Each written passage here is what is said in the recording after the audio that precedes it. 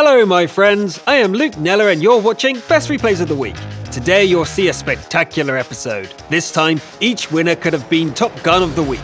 So many kills. Carnage is the theme of today, and with that, let's jump into the warm-up.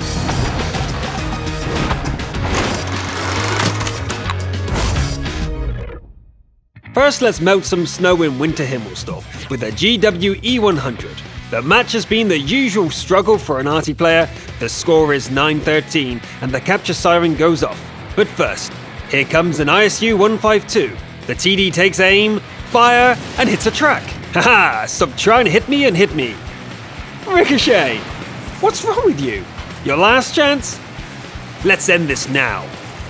Ricochet! Right, that's it. Let me show you how it's done.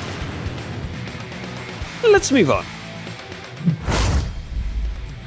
We continue our warm-up on Karelia, where the sun is very beautiful, the rocks in the swamp are plentiful, and the allies are all dying.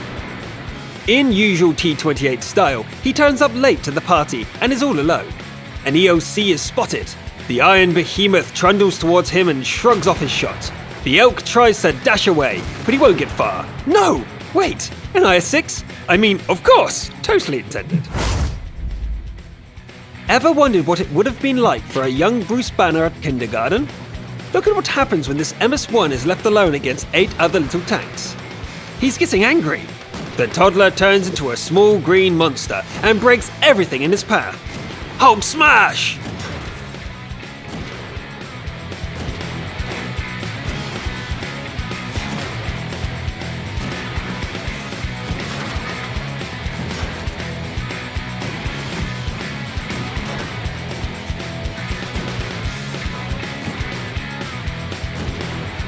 If you saw this little one getting upset, just let him win. Yikes!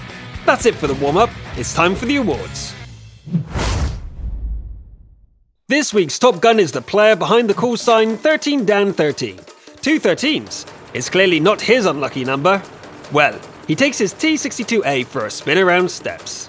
This hero of the Soviet Union doesn't need anyone scouting for him, so right off the bat, this Florida-sized cockroach shows off its speed and dashes forward. His opponents are caught by surprise and run screaming as he dashes around making a stink. Unfortunately, his allies aren't doing so well. Something needs to be done. The critical moment is now, not at the end of the battle. Plan. Both the Jagdtiger and FV need to go. Dan charges both of the TDs and skillfully takes them out. That helped a little, but there's no time to relax. A Batchat tries to stop him, but that's not so scary. Okay, it's pretty scary, but you can only be brave when you're afraid. Ignoring the bat for now, he kills the 1390 and takes a few shots at the mouse. Your time has come, you soft piece of brie. New plan. Kill the Batchat and focus on the mouse. A big target is easy to hit, but then again, being small won't save the AMX 12-ton. After the big meal, he's the one-bite French fancy. Meanwhile, the Super Pershing pays the price for parking his tank in the open. Right, the score is 9-6. It's going to be okay. He crosses the field and picks off an IS-6 on the way. Oh, a T-34. It's a tough, dangerous machine, but not when it's showing its side like that. Enemy artillery knock out the IS-7, and it looks like they still have a chance. That last hope dies with the FV-4202, and the killing of another AMX 12-ton just drives the point home. It's time to introduce the artillery to the Grim Reaper, while the Allied mouse ends the battles with just one last shot on the IS-7. Just one kill shy of his lucky number, more than 7,000 damage, and key decision-making in the heat of battle bring 13Dan13 the award for Top Gun of the Week. Congratulations! The Defender of the Week is the European player Shahult, and he drives the SU-100. And it looks pretty grim. Shahult takes his first shot when the score is 2-6. He finishes off the A-43 in an explosion, and then silence. It's only after the enemies have broken through the city that his real work begins. The capture starts. An easy shot sends the cat back to hell, and a tricky one teaches the Stug to keep his head down next time. The SU is well spotted now, of course, so he needs to fall back. The last ally dies on the way to the enemy base, and this brave defender is left alone against 7 opponents. The red bar continues to fill up, and it's time to act. Kill the Panzer IV-H and charge towards the base. The KV-1S becomes a beautiful one-shot kill. Good day, sir. Now it's a waiting game. Get to the best position for defense and don't move. Nearly a minute of anxious waiting is finally interrupted by a rival Su-100.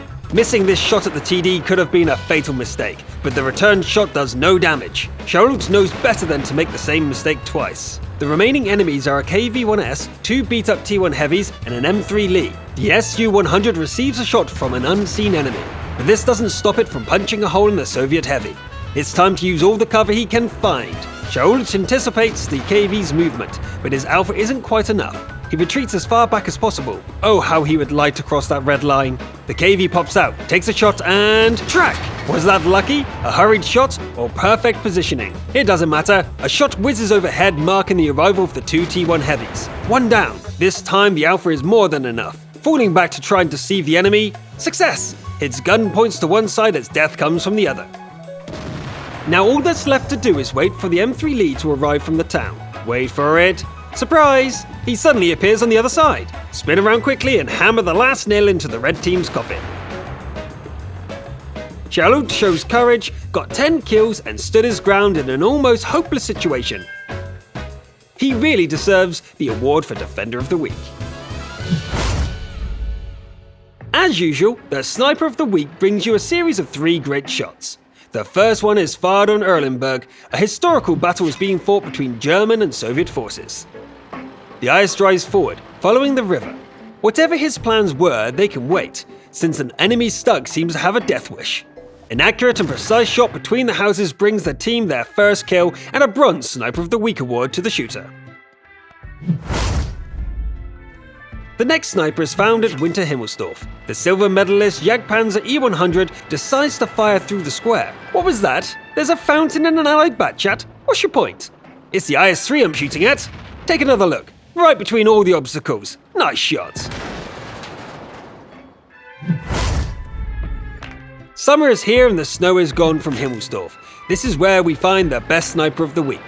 Fast forward to the end of the battle, our champion sniper driving the Su-122-54 is climbing up a hill, while the rest of the team are trying to find the last enemy. That enemy, for his part, is going to be one last kill. He charges the arty, it defends and leaves him with 8 HP. Aim, fire, and wow! What a hit! Let's see that again.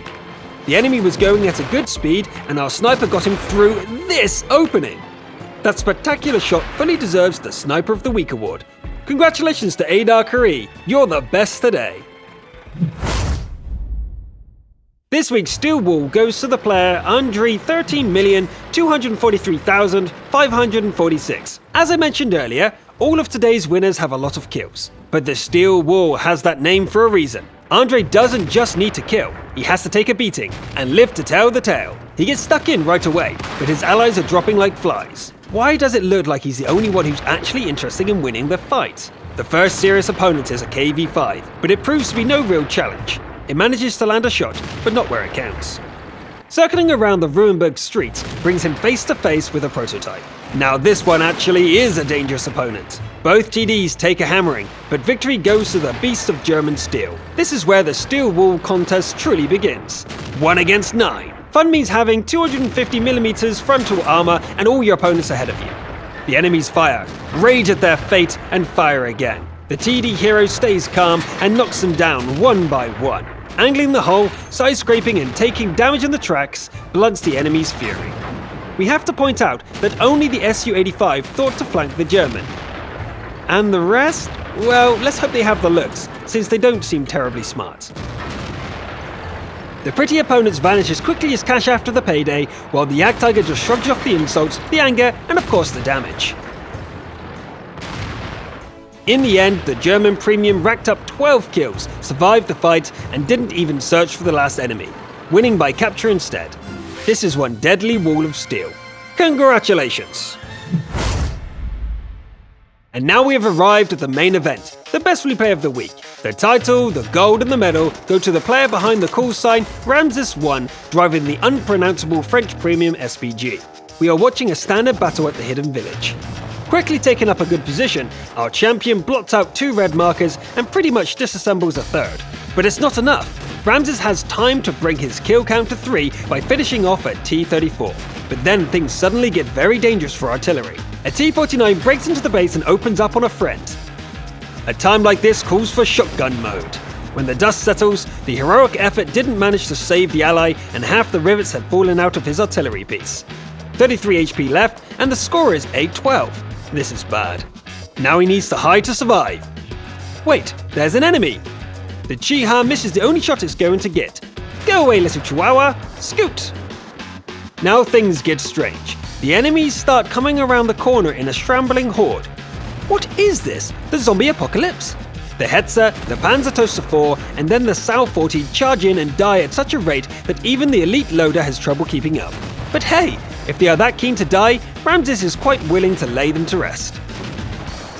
A medium 3 starts the capture. Reset attempts are unsuccessful, and suddenly there's a more immediate threat.